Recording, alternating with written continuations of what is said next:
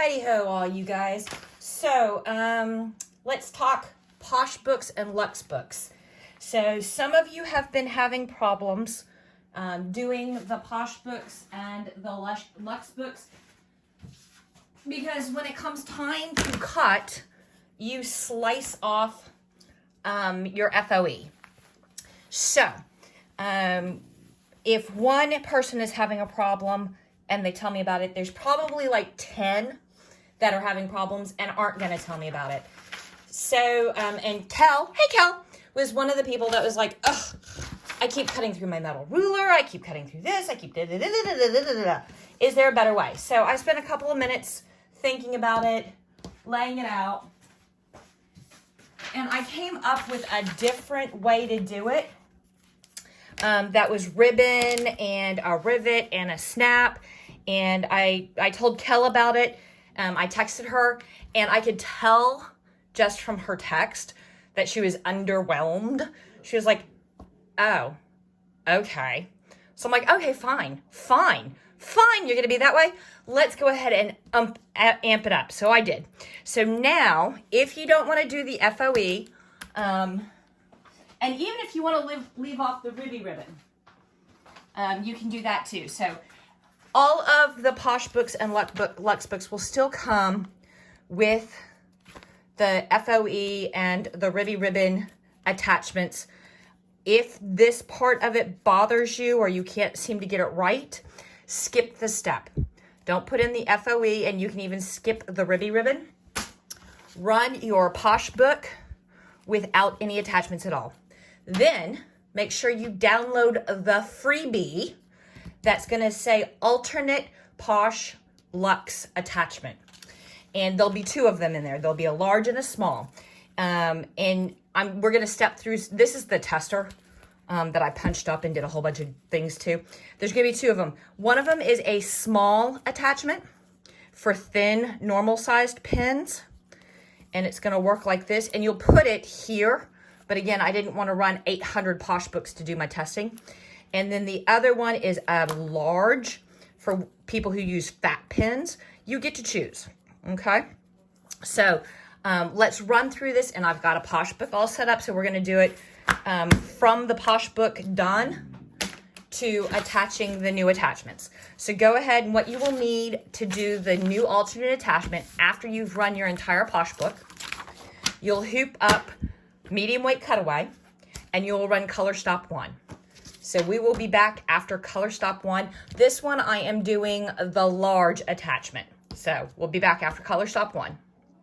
Okay, kiddos, we've got our die line down for our Posh and Luxe book hack.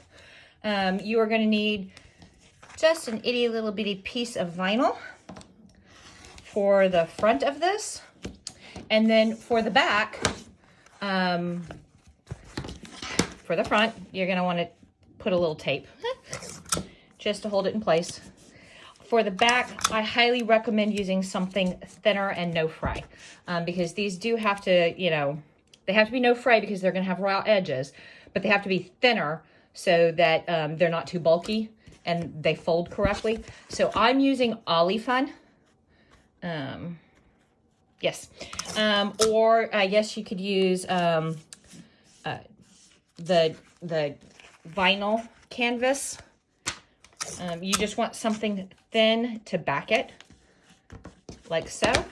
And then throw it in the machine and run. This is literally a 2 color stop pattern, the die line, and then the final stitching. So throw it in the machine and run color stop 2. We'll be back after 2 to cut and punch and line up and everything. Okay, folks, here we go. I told you that was super quick.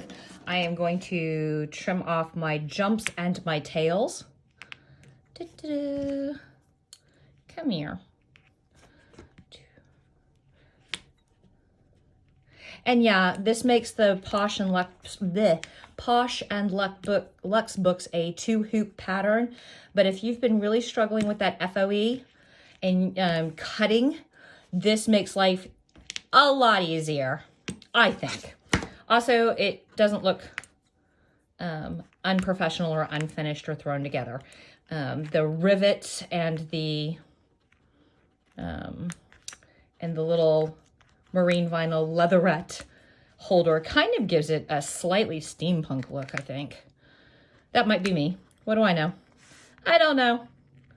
Okay, so I've trimmed out all my little hairs and jumps that are going to be annoying and that I don't want. This one is the long-ish for the fat pins, ink pins, fat ink pins. So we're going to unhoop it. And because I hate having to manhandle this much stabilizer and vinyl, I always kind of fussy cut, trim down so that I'm just working with the little pieces right there. And this is going to be just like cutting out a fob. You want to stay on these. I like them close-ish, so like a 1/16 of an inch away from your stitch line. Do not snip your stitch line. And the same rules apply for fob cutting or ornament cutting or any cutting. You want to turn the work, not your scissors. You want to stay nice and close and even. Don't schnick your little scissor tips down together to make it all jaggy and everything. And we just keep going. There we go. We're going to set that one aside. Then we're going to do this one. And this one, because we have to cut the center out, it's going to be a little bit different. But I always cut the outside first. That's just me. You don't have to. You can cut the inside first. It's entirely up to you. And again, slow and steady. Turn your work, not your scissors. Don't close your scissors all the way. Kind of keep towards the back of your scissors when cutting. Now, I'm going to put a hole to start like that. And yes, I did shunk my scissors. And then I'm going to go in and cut almost to the line. And then I'm going to put my scissors right along. And this one you may have to, you can't get it as far back in the throat because you're working with such a tiny space. But if you just go slow and careful and follow along your stitch line, you should be fine. I'm going to come down here and do this little curve. Remember, you don't want to snip your stitches. Stay back away from your stitches, but you want to cut as close as possible. You also want to make sure you have a clean cut. There we go. And I'm going to take the center out and look and see, and it looks like I need to trim a little bit there. Yep.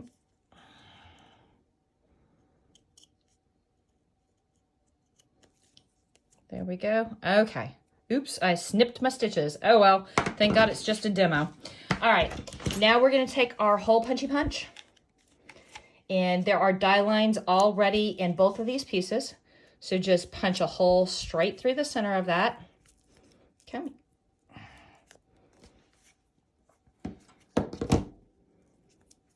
I think I need a sharper hole punch because that is not punching the way it should.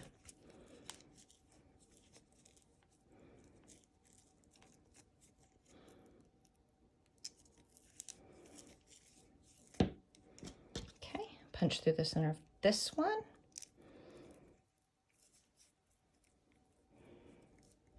Yeah, I need to sharpen my punch.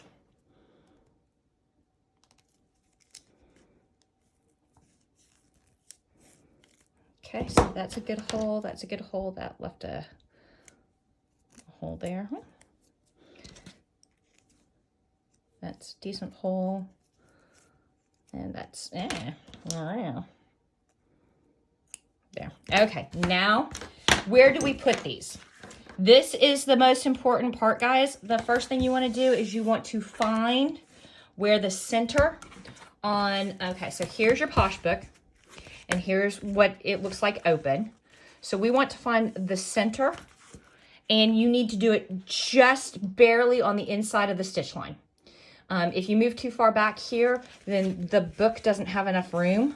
So you just want to be just barely on the inside of that stitch line, and it's 5.5 inches. So we're looking for the 2.5 inch mark.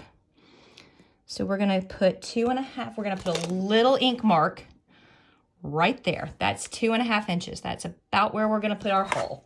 Then we're gonna flip it around, and again, 2.5 inches, and just barely on the inside there. And then we're gonna grab our hole punch, and we are going to punch through all 3 layers of marine vinyl. And remember, you wanna keep it way close. Don't punch the stitch line, but see how close I got to that stitch line?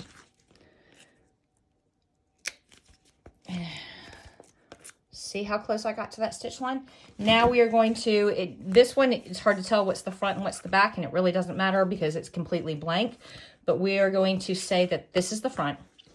And again, this part doesn't matter a whole heck of a lot, but we are going to take and line up all 3 holes.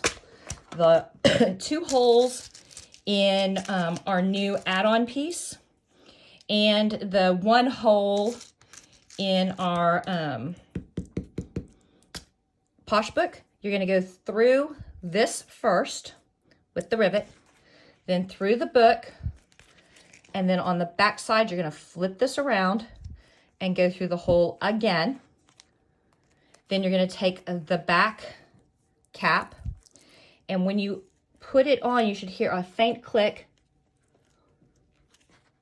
And that, all right, oops. And then you are going to grab, I use, believe it or not, my cam pliers.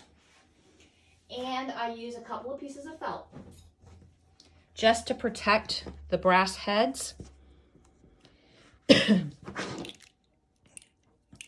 I line up all of this mashugana, and there's a whole bunch of it, and barely squeeze. That was too much of a squeeze. You can see I dented it.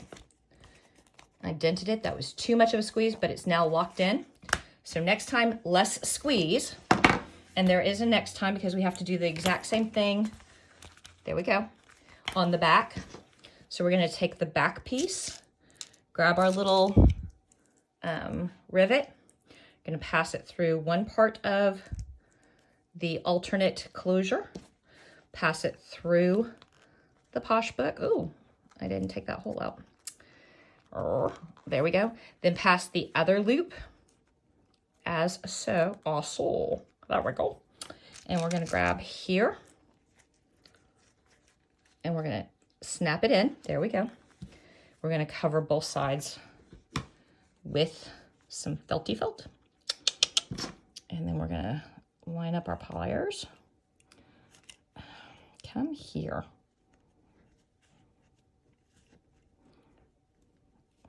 And we're going to make sure everything's nice and centered. And that time we did not dent everything. And then this one I think was the large size. So I'm going to find a large pin. And we pass it through all 3 loops like that. And there we go. There will be no charge for the add-on. Oh, and let me show you and prove that yes, once we put the Posh book in, there's still enough room for us to close that bad boy. And run our pen through without everything getting all bowed up and strange. So there we go. That is the little hack that I came up with. There again, because there are different size pins in the world, there's going to be one that's marked small. That is for this thinner, normal size ink pen. And one that's marked large. There we go. And the difference between the small and the large is about a 1/2 inch of clearance. And then for those of you who use big honkin' giant pens, you want to use the large size. There you go. I hope that was a lot simpler and easier than the FOE for you guys. I will put this up on the website in the freebies section. There will not be step-by-step instructions for a little while. Probably at least a couple of days, because I still have to get Monday's dropout. But the pattern will be available in this video, will be available for you to reference. Peace.